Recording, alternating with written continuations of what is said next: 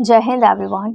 आज के इस वीडियो में हम बात करने वाले हैं एयरफोर्स नॉन कॉम्बैट और एक्स एंड वाई ग्रुप के एग्जाम में जो पैटर्न आता है उस पैटर्न पर मैंने आज ये प्रीवियस ईयर क्वेश्चंस को लाया है। ठीक है, तो आज इसमें हम रागा सेक्शन को कवर अप करने वाले हैं। मैथ्स, रीजनिंग और जीके जीएस के मोस्ट रिपीटेड क्वेश्चंस जो कि प्रीवियस ईयर में आ चुके हैं, आज हम वो सारे टोटली 30 क्वेश्चंस को करने वाले हैं और आपको मुझे बताना है कि लास्ट में कि आपका कितना स्कोर बना है।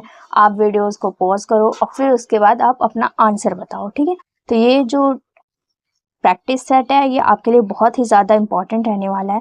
और यहाँ पे देखो मैंने लिखा हुआ है ये कब के एग्जाम में आए हुए हैं, तो ये सारे प्रीवियस ईयर क्वेश्चन रहने वाले हैं। फर्स्ट क्वेश्चन क्या कहता है, भारत के पहले चीफ ऑफ डिफेंस स्टाफ यानी सीडीएस कौन थे? Who was the first chief of defence staff CDS of India? वो कौन थे? तो आपके पास है ये 4 ऑप्शंस। अब आप मुझे इसका आंसर बताओ।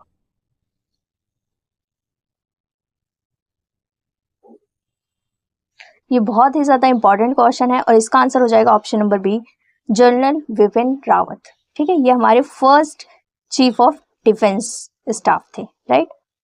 नेक्स्ट बात करते हैं वूलर झील यानी जो वूलर लेक है किस राज्य या केंद्र शासित प्रदेश में स्थित है? Wular lake is located in which state और union territory?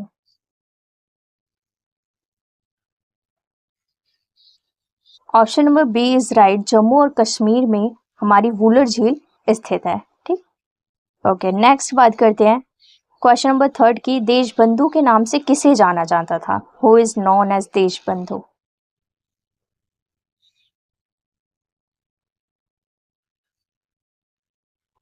Option number B is right, Chittaranjan Das.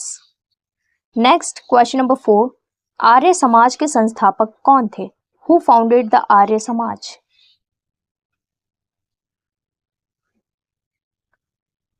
Option number C is right, Swami Dayanand Saraswati. Question number 5 क्या है, कोशिका का पावर हाउस किसे कहा जाता था?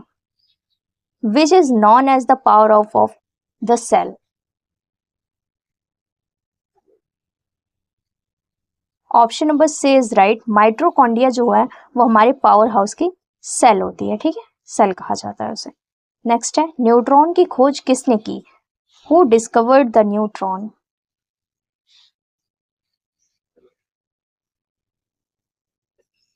Option number B is right, James Chadwick. ठीक है, ये सारे मतलब अभी मैंने इसमें साइंस को भी ऐड ऑन कर दिया। आपको सबको पता है कि साइंस में हमारी बायो, फिजिक्स और केमिस्ट्री जो है वो 10th लेवल पे आती है। ठीक है, तो थोड़े ऐसे क्वेश्चंस हैं जो कि आपके एग्जाम में पूछ सकते हैं, तो वो सारे मैंने क्वेश्चंस ऐड कर दिए हैं। नेक्स्ट क्वेश्चन क्या कहता है, लैंड ऑफ मिडनाइट सन किस देश को कहा जाता था? Which country is known as the land of midnight sun?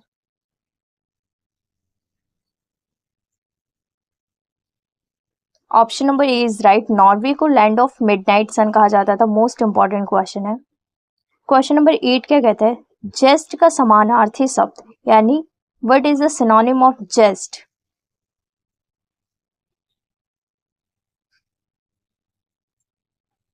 Option number A is right, उत्साह या फिर एंथुसियाज्म, मतलब हम बहुत ज्यादा जब हैप्पी होते हैं तो उसे कहते हैं जेस्ट। क्वेश्चन नंबर 9 क्या है, ऑब्लिगेटरी का विलोम शब्द, what is the antonym of obligatory?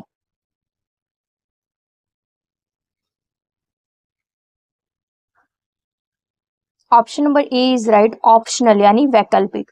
Obligatory का जो एंटोनिम होता है वो होता है ऑप्शनल। यानी जो ऑब्लिगेटरी का अगर हम ऑब्लिगेटरी का मतलब अगर हम सिनोनिम की बात करें तो वो हो जाएगा कंपल्सरी के सेंस में।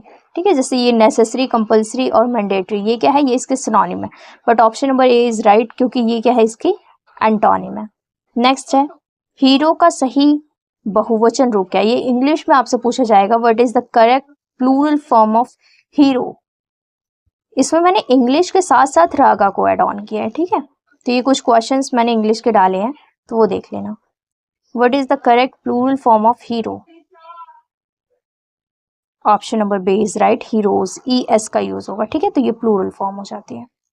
ओके, नेक्स्ट अब हम बात करते हैं रागा की। क्वेश्चन नंबर 11 क्या कहता है, यदि किसी कूट भाषा में मैंगो को OCPI लिखा जाता है तो उसी कूट भाषा में एप्पल को क्या लिखा जाएगा? If mango is coded of as how will apple be coded the same code language, मतलब हमें क्या करना है कि अगर मैंगो के इस कोड में लिखा जाता है तो फिर एप्पल को क्या लिखा जाएगा। देखो सबसे पहले तो आपको इस कोड को डिकोड करना होगा कि मैंगो को ऐसे लिखा जा रहा है तो मतलब ये है क्या। तो इसमें किया क्या जा रहा है, सबको पता है। सबसे पहले तो आपको ये याद होना चाहिए कि कौन सा लेटर कौन से नंबर पे आता है। अगर आपको याद नहीं है 1 to 26 लेटर्स यानी A to Z तक, तो सबसे पहले तो ये याद कर लेना, ठीक है। और मैं आज इस वीडियो में आपको ये भी बता दूं कि याद कैसे करना है। एक कोई खाली जगह मिल जाए मेरे को, यहीं पे मैं बता देती हूँ कि आपको ये याद कैसे करना है। देखो मैंने भी टीचर्स से ही पढ़ा है। सबसे पहले तो आपको इजोटी याद कर लेना है, ठीक है। ई हमेशा इजोटी ऐसे याद कर लेना, EJOTY, ठीक है। ई 5 पे आता है, 10 पे आता है, 15 पे आता है, 20 पे आता है और फिर उसके बाद 25 पे आता है। 5 की टेबल आपको याद हो जाएगी इजीली।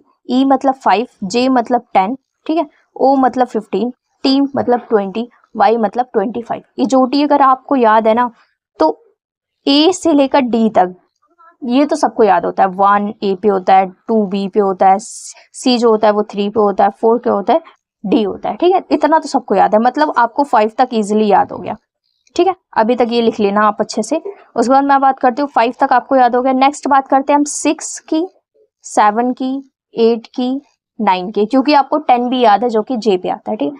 6 को आप याद करो एफ से। एफ देखो अगर आप एफ को उल्टा करते हो तो ये इस तरीके से मिल जाएगा, तो ये हमारा उल्टा 6 बन जाता है, ठीक है। तो एफ हमेशा मतलब एफ देखना तो एफ को 6 से याद करो। नेक्स्ट है जी। जी देखो ये अगर आप देखोगे ये 7 बन रहा है जी में, ठीक है। जहाँ पे मैं हाईलाइट कर रही हूँ ये 7 बन रहा है। नेक्स्ट बात करते हैं एच की। एच को अगर आप इस दो तरीके से इस तरीके से अगर आप मिलाओगे तो ये 8 बन जाएगा, ठीक है। तो ईजिली आप एच को भी याद कर सकते हो। नेक्स्ट है आई। अगर आई का आपको पता हो मैं इस साइड में बताऊँ, हम लोग ऐसे भी आई लिखते हैं, अगर आपको पता हो तो। हमने इंग्लिश की, आप जब ग्रामर की कोई भी बुक देख लो इंग्लिश की, उसमें आई स्टार्टिंग में ऐसे ही लिखा जाता है। तो ये 9 के शेप में ऑलरेडी होती है, तो आप इसे आई को इस तरीके से 9 के शेप में याद कर सकते हो, राइट। तो ये मैंने आपको बता दिया याद करने का तरीका। 10 आपको याद ही हो गया। 11, 12, 13 एंड 14 और याद करना है। तो देखो हमें जे याद हो गया, ABCDEFGHI तक आपको याद हो गया। उसके बाद अब बातें आती है के से लेकर KLM और N। अब आप इसे कैसे याद करोगे। देखो के में ना ये देखो के ऐसे होता है, तो इसमें एक लाइन ये है, एक लाइन ये है, ठीक है। तो के आप इस तरीके से याद कर सकते हो। और लेकिन अगर आपको जे याद हो गया ना, जे के बाद के आता है, ये सबको पता है। देखो जे अगर 10 पे आपको याद है तो आप इतना तो जोड़ सकते हो कि जे के जस्ट बट के आएगा यानी वो 11 पे हो जाएगा, ठीक है। तो इतना तो हम अपने माइंड में याद कर सकते हैं। बट अगर आपको एक भी वर्ड याद नहीं है तो फिर थोड़े से आपके लिए टाइम टेकिंग बहुत ज़्यादा हो जाएगा, इसलिए इतना याद कर लेना। उसके बाद अगर मैं एल की बात करूँ तो एल तो आपको नॉर्मली याद करना पड़ेगा, या तो ऐसे याद कर लो एक लाइन ये है, एक लाइन ये है, तो मतलब ये 2 लाइन हो गई, तो मतलब 12 हो गया, ठीक है। एम के अंदर तो 3 लाइन होती है, तो आपको सबको जैसे एक लाइन ये हो गई, एक लाइन ये हो गई, बाकी ऐसे करके ऐसे बन रहा है, मतलब 3। एन भी उसके बाद आता है, यानी ऐसे 14 के तौर पर आप याद कर सकते हो, 14, ठीक है।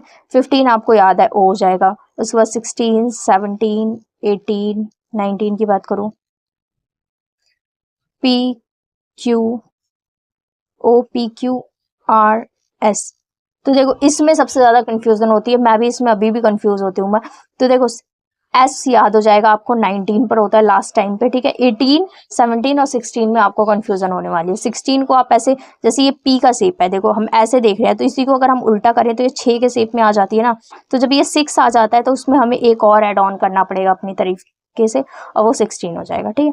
17 को आपको इस तरीके से आपको क्यू के फॉर्म में याद करना पड़ेगा। 18 देखो 18 में आर इस तरीके से लिखा जाता है, देखो आर इस तरीके से लिखा जाता है। इसको अगर आप ऐड ऑन कर देते हो तो ये 8 की शेप में बन जाता है। आप सबको पता है कि 8 एच पे आता है, तो यहाँ पे इसका मतलब है ये 18 हो जाएगा, ठीक है। नेक्स्ट बात करते हैं 21, 22, 23, 24 की। तो अभी तक हमने टी तक याद किया, उसके बाद यू, वी, डब्ल्यू और एक्स। तो 21 पे यू आता है, ये याद कर लेना। 22 पे जस्टली बात, 22 का मतलब ये एक लाइन देख लो, एक ये लाइन देख लो, इस टाइप से अगर यू बनता है हमारा तो इसमें 22 हो गया, ठीक है। 21 में कुछ नहीं है तो ये बस ऐसे हो जाता है। डब्लू की बात करें तो ये आता है हमारा 23 पे, ठीक है। डब्लू की अगर हम बात करें तो ये आता है हमारा 23 पे। तो ये देखो 3 लाइन भी है, एक ये लाइन हो गया, एक ये लाइन हो गया, एक ये लाइन हो गया, ठीक है। x तो मान लो 24 पे आता है, ये तो आपको वैसे ही याद करना पड़ेगा। उसके बाद मैंने y आपको बता ही दिया 25 पे आता है, वो आपको भी पता चल गया। z हमारा लास्ट है तो वो भी सबको 26 पे आएगा, ये सबको याद हो जाएगा, ठीक है। बट अगर आप और भी किसी तरीके से किया हुआ है आपने तो आप याद कर लेना। मेन इंपॉर्टेंट है आप इजोटी याद कर लेना। इजोटी अगर याद है ना आपको, इजोटी अगर याद है आपको 5, 10, 15, 20 और 25, तो आप इजिली कोई सा भी नंबर फाइंड कर सकते हो, ठीक है। तो इतना याद कर लेना, वरना आपने किसी भी तरीके से याद किया हो तो वो आपके लिए बहुत बेनिफिशियल साबित होने वाला है। नेक्स्ट बात करते हैं मैंगो की। मैंगो सबको पता है, जो m है वो 13 पे आता है, a 1 पे आता है, ये 14 पे आता है, g जो है वो 7 पे आता है और ये 15 पे आता है o, ठीक है। अब हम o की बात करें तो हमारा जो o है वो 15 पे आता है, c 3 पे आता है, p हमारा 16 पे आता है, i हमारा 9 पे आता है और q हमारा 17 पे। अगर हम 13 से 15 जाते हैं मतलब 2 प्लस, 1 से 3 गए फिर 2 प्लस, 14 से 16 फिर 2 प्लस, 7 से 9 फिर 2 प्लस और 15 से 17 फिर 2 प्लस, मतलब इसमें 2 प्लस किया जा रहा है। तो आप एग्जाम में सिर्फ ऐसे देख लेना, m के बाद NO, A B C, N MO, G HI, O PQ, इतना देख लोगे ना आप तुरंत कर लोगे, ठीक है। तो हमें भी डायरेक्ट करना है, ए के बाद 2 प्लस करेंगे, ए के बाद बी और सी, यानी सी आएगा PQR, तो डबल आर आ जाएगा क्योंकि डबल पी है, LMN EFG, ठीक है। तो ये आ जाएगा CRRNG, तो ये हो जाएगा हमारा option number A is right, right. Okay, next बात करते हैं हम। ये हमें दिया हुआ है, इसको हमें फाइंड द नेक्स्ट नंबर, मतलब सीरीज के फॉर्म में ये दिया गया है क्वेश्चन। 31, 63, 125, 251, तो आप इसे किस तरीके से करोगे? तो इसमें सबसे पहले आपको ये फाइंड करना है कि 31 से 63 आया तो आया कैसे। अब मुझे 31, 63 में थोड़ा सा दूरी दिख रही है इसमें, ठीक है। 31 और 63 में काफी दूर है, तो हम इसमें प्लस तो नहीं कर सकते, क्योंकि 31 को अगर हम मल्टीप्लाई करते हैं 2 से तो ये 2 और 6, तो मतलब ये इस हिसाब से 62 बनता है, ठीक है। तो जब 62 बनता है उसमें +1 कर देते हैं हम, तो 63 आ गया, तो ये बन सकता है। देखो सबसे पहले आपको 31 मल्टीप्लाई बाय 2 +1 कर रहे हो, ठीक है। ये 62 + 1 = 63। अब अगर आप सेम 63 को मल्टीप्लाई करो 2 से +1 करो तो ये हो जाएगा 124। ये तो फिर ज्यादा हो जाएगा, 125 की तरफ जा रहा है। नहीं, इसमें क्या करना पड़ेगा ना, 63 को अगर आप मल्टीप्लाई करते हो 2 से तो ये तो हो गया 126, ठीक है। 124 है, चलो माइनस कर दिया हमने 2, 126 आ गया। ओके, नेक्स्ट बात करते हैं 124, मतलब 124 आ गया ना, 124 आ गया। अब अगर हम 124 को मल्टीप्लाई करते हैं 2 से, ठीक है, और उसके बाद इसमें प्लस कर देते हैं 3, तो ये आ जाएगा हमारा 251। तो ये तो सही आ गया 251। अच्छा देखो, अब मुझे समझ में आया, मैं वापस से आपको बताती।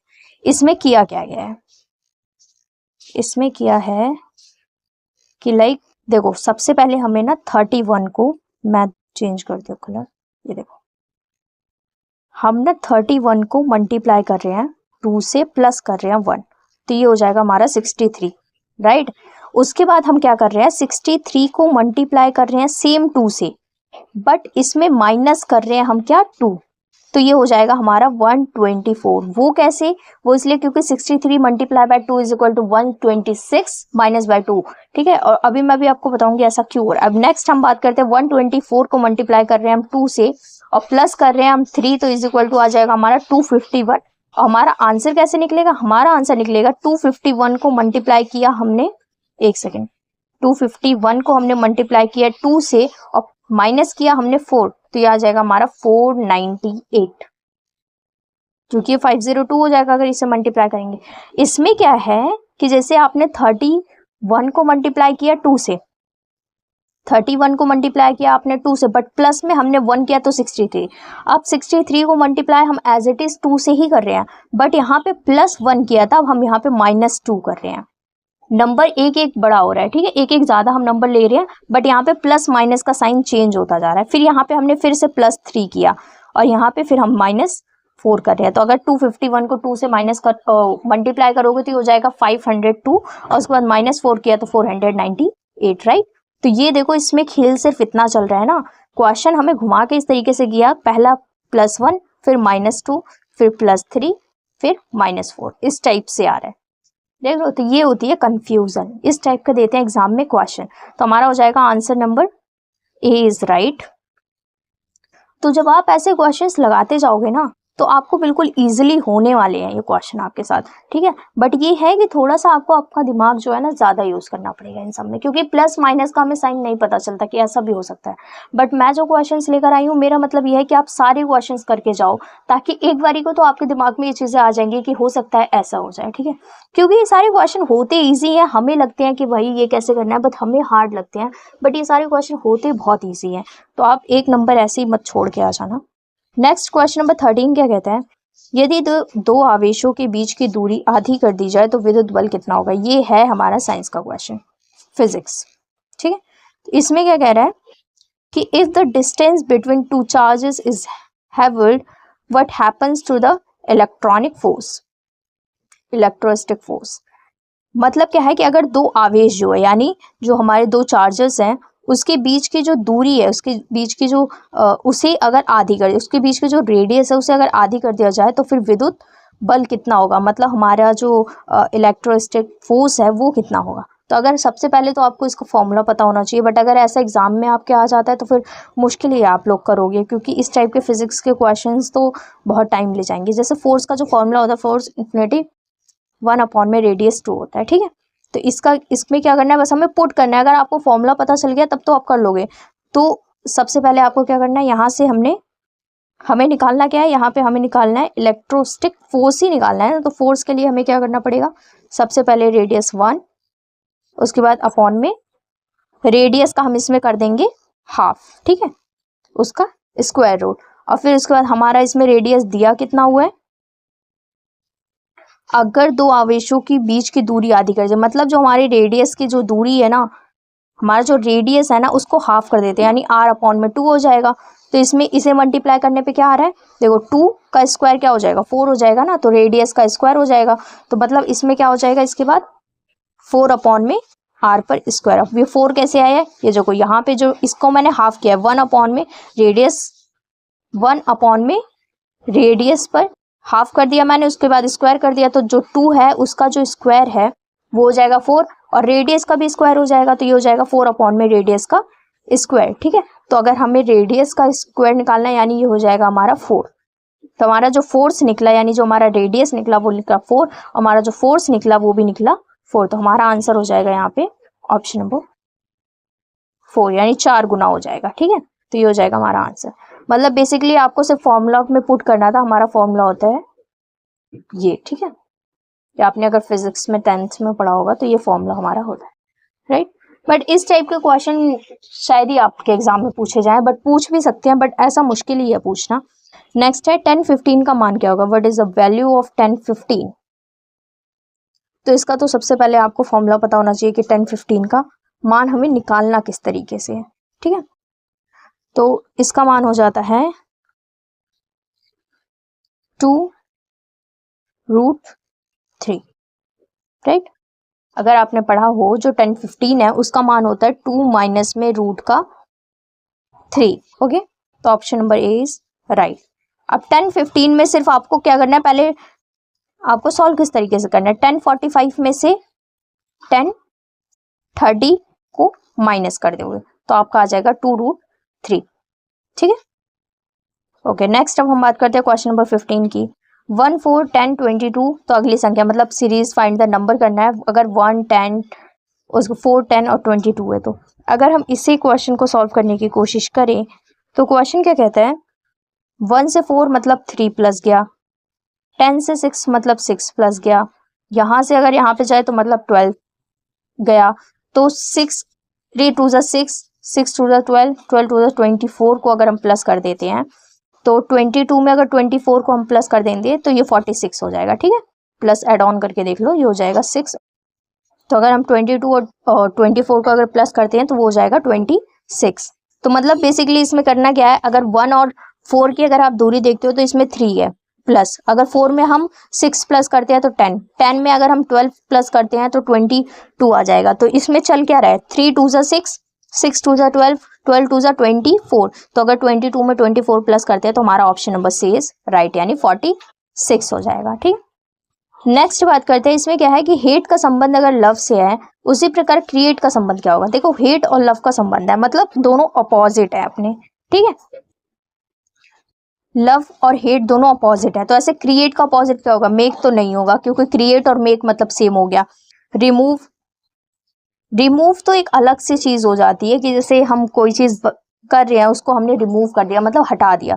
बट क्रिएट मतलब हो जाता है बनाना, और डिस्ट्रॉय मतलब हो जाता है बिगाड़ना। ठीक है, यानी किसी भी चीज को डिस्ट्रॉय मतलब तोड़ देना। तो ऐसे इसका संबंध हो जाएगा डिस्ट्रॉय से। ठीक है, मतलब लव से हेट होता है, ठीक है, और डिस्ट्रॉय क्रिएट से डिस्ट्रॉय। राइट, नेक्स्ट बात करते हैं, which one is different from the others. अब इसमें से एक डिफरेंट बताना है जो कि आपके एग्जाम में 100% आता है। Crow, all, bat and sparrow. सबको पता है क्रो, ऑल और स्पैरो जो मुझे दिख रहा है ये तीनों हैं बर्ड्स। ठीक है, बट अगर आपको पता हो जो बैट है वो है मैमल। ठीक है, तो हमारा option number C is right हो जाएगा, क्योंकि जो बैट है वो मैमल होती है और ये तीनों क्या है, बर्ड्स होती हैं। नेक्स्ट क्वेश्चन नंबर 18 क्या है, भारत का राष्ट्रीय खेल दिवस किस जयंती पर मनाया जाता है। National sport day of India is celebrated on the birth anniversary of home. मतलब जो भारत का जो राष्ट्रीय खेल है वो किस जयंती पर मनाया जाता है। ओके, तो option number A is right, major Dhyanchand पर हम भारत का राष्ट्रीय खेल मनाया जाता है। राइट, नासिक किस नदी किनारे स्थित है। Nashik is situated on the bank of the on which river. तो जो नासिक है वो हमारी गोदावरी नदी के किनारे में स्थित है। नेक्स्ट है, WHO का मुख्यालय कहाँ है। Where is the headquarters of WHO located. Option number B is right and the most important question, the most repeated question है ये। ठीक है, हर एग्जाम में पूछा जाता है। यूएनएसओ, ठीक है, यूएनएसओ, उसके बाद यूएन, उस यूएनओ, ये सारी जितने भी ऑर्गेनाइजेशंस है ना वो जरूर देख लेना। जिनेवा के कहाँ पे, स्विट्जरलैंड के जिनेवा में है। ठीक है, तो ये सारे देख लेना, जितने भी हमारे DRDO वगैरह हैं, ये जितने भी हमारे मोस्ट इम्पॉर्टेंट है ना वो सारे देख लेना। ठीक है, जितने भी हमारे ऑर्गेनाइजेशंस हैं वो सारे। भारत का सबसे बड़ा क्रिकेट स्टेडियम किस शहर में स्थित है। In which city is India's largest cricket stadium located. Option number C is right, Ahmedabad. जो कि मैंने इसलिए इस टाइप के एग्जाम क्वेश्चंस डाल दिए क्योंकि जो हमारा एग्जाम है ना वो क्रिकेट पर जरूर क्वेश्चन पूछता है। अगर आप करंट अफेयर में जाओगे ना तो उसमें भी जो अभी रिसेंटली में जो लास्टली जो हमारे जैसे वर्ल्ड कप हुआ है अभी 2026 में ही वर्ल्ड कप हुआ था। ठीक है, वुमेन्स एंड मेंस दोनों का। तो आपको ये 2026 का क्रिकेट का पूरा वर्ल्ड कप याद रखना है, कौन जीता, किसने जीता और किसे कौन सी ट्रॉफी दी गई है। ठीक है, वो सारे स्पोर्ट्स में क्रिकेट में स्पेशली देख लेना, मैं यही कहूंगी, क्योंकि क्रिकेट के काफी ज्यादा क्वेश्चन पूछे जाते हैं। तो अहमदाबाद इसका आंसर हो जाएगा, जहाँ पे नरेंद्र मोदी स्टेडियम अभी रिसेंटली में 2-3 या 4-5 साल पहले ही बना था शायद। मायोपिया किस दृष्टि दोष को कहा जाता है, यानी myopia is which type of defeat of vision, defect of vision. हमारी आंखों में ना मायोपिया होता है, उसे कहते हैं निकट दृष्टि। ठीक है, नेक्स्ट है विटामिन बी। विटामिन बी मुख्य रूप से किससे संबंधित है। Vitamin B is mainly associated with which function. तो जो विटामिन बी है वो मेनली एनर्जी मेटाबॉलिज्म से है। ठीक है, यानी ऊर्जा चयापचय। नेक्स्ट बात करते हैं क्वेश्चन नंबर 24, निम्नलिखित में से कौन सा भारत का केंद्र शासित प्रदेश है। Which of the following is a union territory of India. Option number C is right, Lakshadweep जो है वो हमारी यूएन टेरिटरी है, यूनियन टेरिटरी। बाकी ये सारे हमारे स्टेट्स हैं। और एक बात याद रखना, जितनी हमारी यूनियन टेरिटरीज हैं वो मुझे आप बताना टोटली हैं कितनी और कहाँ कहाँ पर है। ठीक है, इंपॉर्टेंट हो जाता है वैसे तो, और इनकी कैपिटल्स वगैरह देख लेना अच्छे से। क्वेश्चन नंबर 25 क्या कहता है, यदि किसी का 25% 60 है तो संख्या क्या होगी। यानी किसी का अगर if 25 is a number of 60, what is the number? मतलब अगर 25 जो है परसेंट जो है वो 60 है तो नंबर क्या होगा? तो इस टाइप का हमारे जो क्वेश्चन होता है ना, उसमें हमें क्या करना होता है, उसमें सबसे पहले हमें ये मानना होता है कि जो x है, हमने मान लिया x का जो 25% है वो हो गया 60, यानी x हमारी नंबर है, उसको हमने मान लिया कि उसका 25% 60 है। तो उसको सॉल्व कैसे करेंगे? बस सेम, बस इसको पुट कर देना, x इज इक्वल, एक सेकेंड, x को हम फिर अगर हमें इसको सॉल्व करना है तो x को मल्टीप्लाई करेंगे हम 25 से अपॉन में 100, क्योंकि कोई भी हम नंबर्स लेते हैं उसको 100 से डिवाइड करना पड़ता है, एंड देन हमारा ये हो जाएगा 60, ठीक है, क्योंकि हमने 60 नंबर हमें देखा है। तो अगर 25 से अगर हम 100 को कट करते हैं तो ये हो जाएगा 1/4, यानी x इज इक्वल टू, उसके बाद 1/4, x multiply by 1/4 is equal to में 60, और अगर इसको यहाँ से मल्टीप्लाई करेंगे तो ये हो जाएगा हमारा x is equal to 60 multiply by 4 is equal to 240। तो हमारा आंसर हो जाएगा ऑप्शन नंबर सी, ठीक है। देखो यहाँ पे क्या है, इसने बोला कि अगर कोई भी, मान लो कोई भी नंबर है, उसका 25% जो है वो 60 हो जाएगा, तो हमने क्या ले लिया कि कोई x नंबर है उसका 25% 60 हो जाएगा, तो x को मल्टीप्लाई करने पड़ेगा हमें 25/100 से, उसके बराबर में हमने किया, क्योंकि बराबर में हमने 60 नंबर लिया है, उसके बाद हमने इसे कट किया तो ये हो जाएगा 1/4 इज इक्वल टू में 60, तो x की पावर x क्या हो जाएगा 60 मल्टीप्लाई बाय 4, क्योंकि यहाँ पे क्या था, ये दोनों डिवाइड में थे, यहाँ पे मल्टीप्लाई आ गया, तो ये आ गया हमारा आंसर 2 and 40, ठीक है। तो हमारा option number C is right. देखो मैं चाहती ना तो मैं बहुत सारा मतलब ऐसे ऊपर ऊपर से करवा दूँ, बट बात ये है ना कि बिल्कुल मैं डिटेल में जाती हूँ तो थोड़ी सी लंबी वीडियो हो जाती है। नेक्स्ट क्वेश्चन नंबर 26 क्या कहता है, 2, 6, 18 एंड 54 में तो अगली संख्या, यानी ये सीरीज का क्वेश्चन है। देखो अगर आप इस क्वेश्चन को देखते हो, इसमें आपको क्या समझ में आ रहा है? इसमें जो मेरे को दिख रहा है, इसमें है कि 2 से अगर हम 6 पे जाते हैं तो ये तो 4 हो गया, 6 से अगर हम 18 पे जाते हैं तो ये तो 12 हो गया, तो ये हो गया हमारा 24।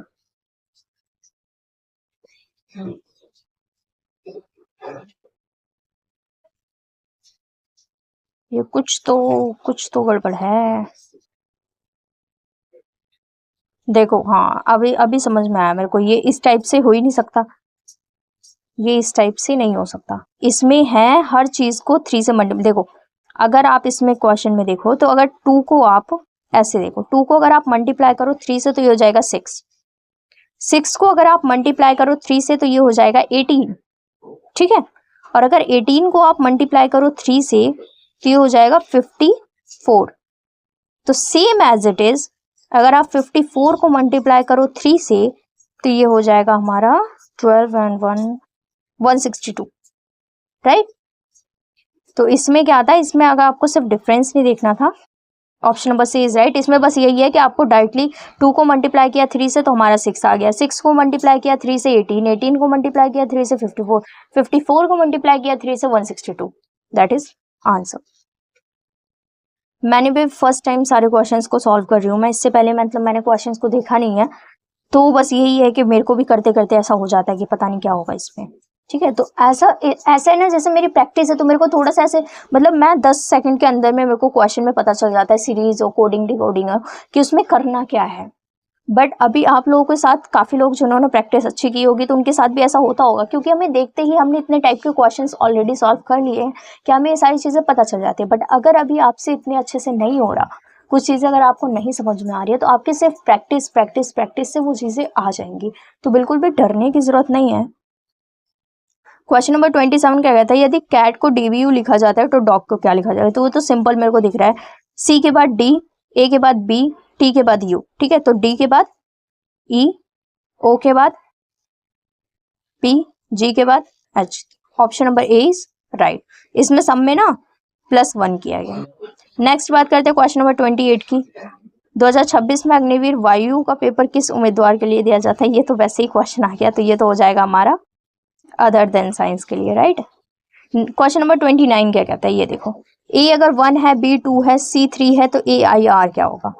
A हमारा 1 पे आता है, ठीक है, ये सारे कितने नंबर्स देख रहे हो, देखो सबको पता है ए बी और सी जो है वो 1 2 एंड 3 पे आता है, यानी ये हमारे नंबर्स दे रखे हैं।